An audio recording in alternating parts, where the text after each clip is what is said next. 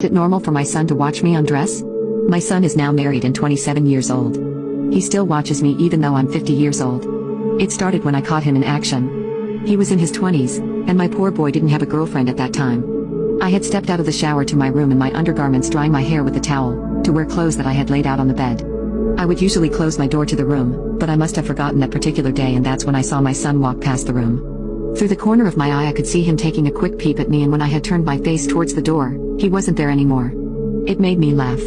The next day the very same thing happened. I had kept the door open and saw him walking by when I came out of the shower. When this happened on the third day, it confirmed that this was no coincidence. I am someone who has struggled with weight my whole life, and as a chubby woman, when he was spying on me, made me more confident about my body. This trend continued for a while, where I acted innocent and wore my clothes in front of him, and one day I decided to give him an eyeful.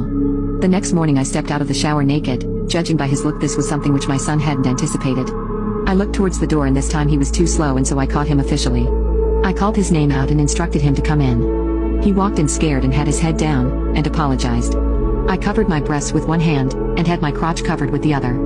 I pardoned him and told him it was okay as long as it stayed between the two of us.